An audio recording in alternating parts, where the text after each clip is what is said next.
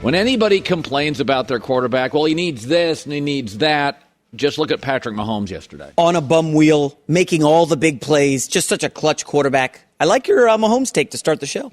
So let's start with this. I've been a sportscaster for over 30 years, and I don't remember in 30 years a team losing a close playoff game and not blaming the refs.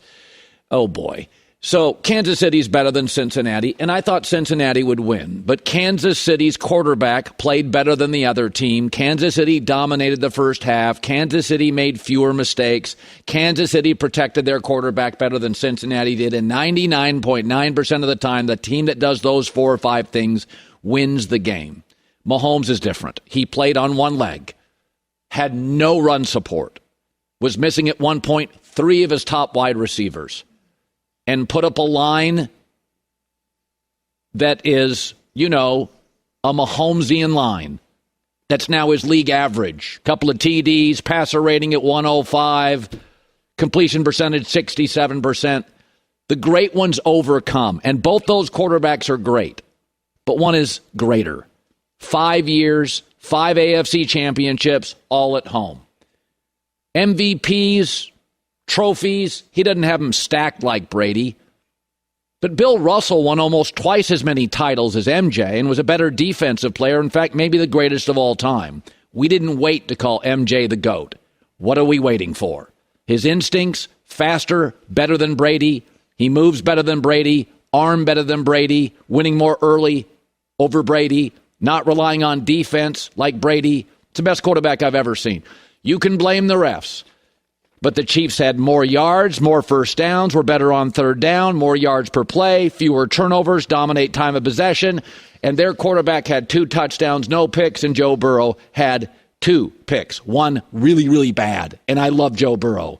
It wasn't the refs. Keep blaming them. You've got to get better. Everybody does in the world. By the way, pain tolerance is also a skill. He's A++ at that. Wincing more than once, running around. I had said last week, I think we're overstating the injury. I've seen Mahomes playing a high ankle sprain a couple years ago, and he had 440 yards. Now, it was the Raiders, but it was still something to see. Every other quarterback had something they worked around. Brady's not very physically mobile. Manning could get rigid. Favre made too many mistakes. Maybe Montana wasn't big enough. Mahomes checks every box, and his instincts are bizarre. His ability to see an open player and get the ball out of his hands quickly. Marino was close, but Dan's not this. I've literally never seen a quarterback without a hole. Every couple of years, he goes off the reservation a bit with his mechanics, and Andy has to reel him back in. But with no run game, every quarterback's good with a lead. Every quarterback's great with a run game. Every quarterback's great with time. Mahomes went 67%, 105.4 passer rating, 2 TDs, no picks, 326, throwing to backups, throwing to guys in the fourth quarter who have more career tackles than catches. And those numbers I just gave you, they're his per-game average. He doesn't dip in the playoffs. When Sky Moore, and Bengal fans don't want to talk about this, returned that punt at the end of the game for 27 yards to midfield, I literally thought, okay, it's over. I can go pour a cocktail. I never feel like that with any other player on the planet. Game's over. By the way, that return you're watching now got about twice as many yards as the late hit penalty, which Bengal fans apparently have amnesia on the punt return. But the ability of Mahomes is like nothing I've ever seen, and it creates great clarity. You're complaining in New York that Daniel Jones doesn't have this, or your quarterback doesn't have that. No run game, one leg, facing a great defense, using backups. That Bengals defense is as good as any in the league in the fourth quarter. By the way, Burrow had 2 fourth-quarter drives, a pick and a punt, and I love Burrow. But what you're watching here is different. It is just different. And when you can juxtapose them, put them side by side, you see the difference. And Mahomes, seriously, I think he's getting better. I honestly think he's getting better. I don't know how it's possible, but Andy Reid, obviously one of the smartest offensive guys ever, when he talks about him after games, he just smiles. Our players, our team, coaches, we're all lucky to have him in that position and the mindset, that whole mindset. So it carries over to everybody. For Pat to do what he did and then to have that run at the end, I can't say enough. He is the MVP in my eyes. Patrick Mahomes is the greatest quarterback talent I've ever seen. And I don't know why I got to keep waiting. He's not probably going to get this trophy or this or that. If we're just talking about stacking things, then Michael Jordan's not the best basketball player ever. You have to contextualize stuff. But when I watch Mahomes play, arm, instincts, mobility, pain tolerance, intelligence, I've never seen anything like it. Never seen anything like it. I don't want to hear about your crappy quarterback's average O-line. I don't want to hear about your crappy or average quarterback's lack of receivers. Who is he throwing to yesterday? Guys that Aaron Rodgers couldn't make viable. He makes viable in an AFC Championship game. Absolutely an insane talent, and we're lucky to have him. And he's also a great guy and a great teammate. All right, now to the next game. You know, I'd said, circumstances change opinions. And like Tom Brady with his kids in Florida playing for the Niners, I'm thinking to myself, that's just a lot, even though his parents are there.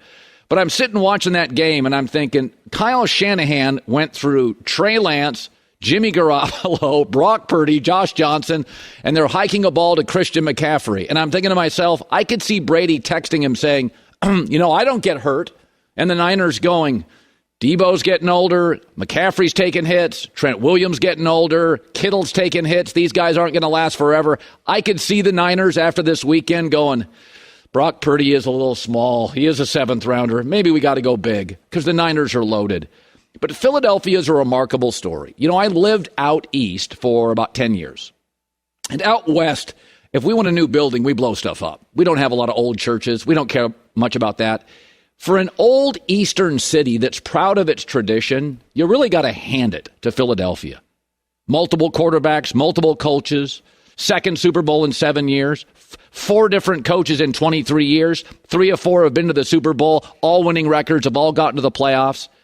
I really appreciate the way Philadelphia is willing to evolve. I don't even like all the moves. I thought Sirianni was a weak hire.